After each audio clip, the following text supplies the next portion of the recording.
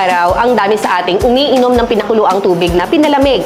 Minsan, for 1 day, minsan 3 days. At may iba pa nga na parang pang 1 week nang naka-imbak. And we think healthy habit yon, di ba? Pero hindi alam ng karamihan yung boiled water na matagal naka-imbak, pwede palang maging breeding ground ng bakterya na delikado sa digestive system natin. Shocking, di ba? Pero totoo to. May mga medical studies na nito.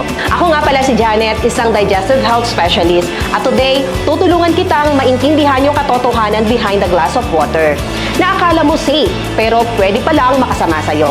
Kapag lumampas na ng 24 hours after mo mapakuluan ng tubig, bumababa na agad yung cleanliness level nito. Pag lumamig na at na-expose sa hangin, ayan na, bacteria, alikabok, at kung ano-anong particles. Tapos kung nasa maruming lagayan or luma na yung container, or madalas binubuksan yung takip, mas mabilis siyang makontaminate lalo na sa klima natin na mainit at humid. And there's another thing, yung nitrate sa tubig pwedeng mag-transform into something toxic kapag sobrang tagal nakatago.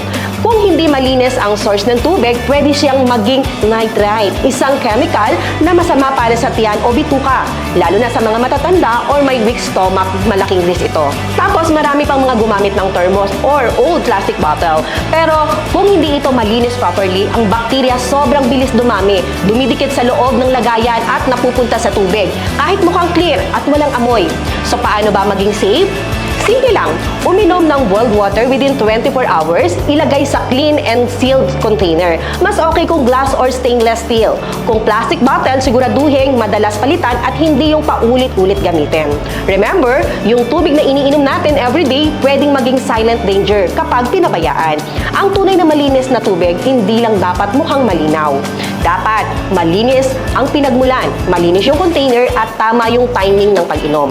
At kung madalas kang kabagan, hindi natutunawan or laging may stomach issues, at hindi ka sure kung tama ba yung water habit mo, mag-comment or mag-message ka lang, tutulungan kitang maging safe at confident sa bawat lagok ng tubig araw-araw.